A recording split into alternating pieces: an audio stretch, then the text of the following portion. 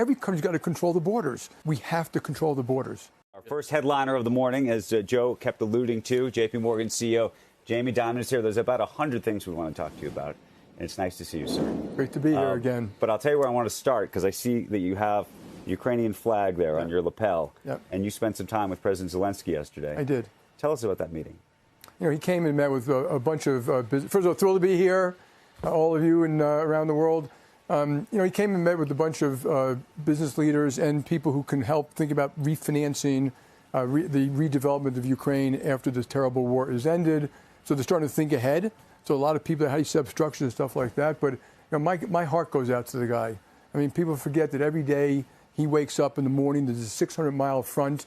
There's 1 million soldiers fighting off, Russians. They've had 300,000 casualties so far. This may go on for longer. We have to help them. We have to teach the American public that this is about freedom and democracy for the free world, and that's where the battle is being fought. And so I hope our government gets together and finally passes these new bills, et cetera. So I just want to show my support for Ukraine. Do you think that's a message that is going to get broad support back in the United States? Because clearly there is a huge polarized split on this. In fact, when I talked to Zelensky later in the day, we talked about the prospect of former President Trump becoming the president again and what that would mean for the support or actually lack of support for Ukraine in the future. I think American leadership has to explain to the American public why it's important, has to remind them of what happened in 1917, has to remind them what happened in 1941. And so while, America, we have to protect America, this is America first. This is the battle zone of democracy and freedom and free enterprises affecting all other relationships in the world. A Russian victory could cause huge problems that might, I may write an op-ed on how the West lost. And, in looking back for 2050, is did we keep together the alliances, the democracies? We have to put trade back on the table. That's how important this is. Well, what do you what do you say to the politicians back in the U.S. and even politicians in other countries around the world who say, look, we have our own problems back home. We've got immigration issues, other things that cost money. We have other crises that we have to contend with that we have to pay for, whether it be what's happening in Gaza or other places around the world. And where do you, in this sort of stack prioritization, do you put Ukraine? Very high up. I think Ukraine is about whether the world is free and maybe about whether the world is free and safe for democracy for 100 years. We are screwing up tons of other things, including immigration, but life isn't either or. So, you can't say, well, we'll do this and do that. You're dealt the hand you're dealt, and you got to deal with it. And so we should be very clear about helping the lower income population. No country, every country's got to control the borders, and we have to control the borders. And so, so they're all important. Would you take the deal that the Republicans have put on the table, though, which is we want this border immigration policy as we've laid out, and then we'll fund the rest? Would you rather take that than neither? I have not read that deal in total, but I probably would take it. Yeah. We have to control the borders. Yeah. We need more merit-based immigration. We need more seasonal immigration. We need more. We need DACA have a place here. We need a path to citizenship. If you do not control the borders, you are going to destroy our country. And so I think the people who think that somehow this is okay, so now they're sending the migrants into New York and stuff like that. So all of my super liberal friends, now they realize what a problem is. Did it have to be that? That we realize it. So we want to have a big heart for the world, but we have to control the borders. Jamie, do you view Putin's intentions as beyond Ukraine? I mean, there are some people that think that he wants the great Russia.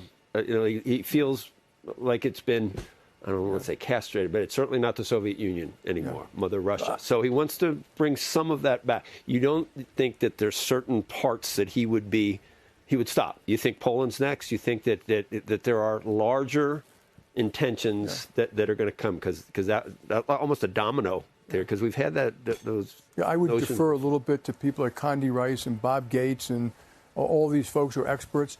He clearly has designs in a bigger, broader Russia, stuff like that. And, we don't exactly know if he wins something there, what he's going to do next. Why take a chance? Right. I'm not looking at it. You have to know the answer. We do know if we don't take a chance, we're better off than we do take a chance. So, and it's not. And this is also, remember, this is all about Iran, North Korea. I think it's about how China positions itself over time. Well, that's where I was going to go next, because we talked to Tony Blinken just yesterday about China and the relationship that the U.S. has with China and the prospect of them effectively taking over Taiwan in the next, call it, several years. Yeah. What do you think the prospect of that is, and how do you think that multinational businesses are supposed to react or think about that risk? Yeah, so we met with the Chinese premier yesterday, and look, I'm going to defer to Tony Blinken. The chance of a Taiwan war in the next 5 years, everyone says, is rather low for a whole bunch of different reasons. China may one day have to take sides. They haven't done that. That we shouldn't force them to, because we can't tell other nations that how they should behave or how they should act. But I would look at China holistically. The Western alliance, democracy, should stay together, keep it free, but we have to do trade, diplomacy, development, finance. Like, we are not all over Africa and Latin America like we should be. Now, Tony Blinken actually set up a meeting with Janet Yellen and a bunch of big financial companies about how to help generate more development finance with the World Bank. But here you need private capital. Private capital dwarfs what these multinational institutions can do. So it's a holistic view. There is no simple way to deal with China and the rest of this world. But if we do it holistically, you guys heard me, we have the better hand. We have food, water, energy, the most prosperous nation the world's ever seen. How challenged do you think the Chinese economy is right now? And that's one of the reasons, and we heard last year actually from the president of Taiwan, one of the reasons she thinks that actually China won't try to take the country is because they have to deal with their own challenges at home. I think there's some truth to that, but I think it's good they're here. I think they're trying to make sure that they're open for business, that they're being fair to foreign companies. You saw that foreign direct investment for the first time kind of ever, I think, since WTO was negative this year. And direct investment is down, and so they need to invigorate their own economy for their own citizens, their own growth, their own people, and that may very well play into their geopolitical view. But the message is that they're open for business now. I think people who have gotten burned in the past may be a little reticent before they're willing to invest more into it. They have, so take financial services, they've been very consistent in opening up. Took a long time, so we have full license there now, but I think, anyone who's looking at investing there has to be a little worried. So, the risk reward has changed dramatically. And of course, it's a company like J.P. Morgan. I always say when it comes to foreign policy, Blinken decides, and the president.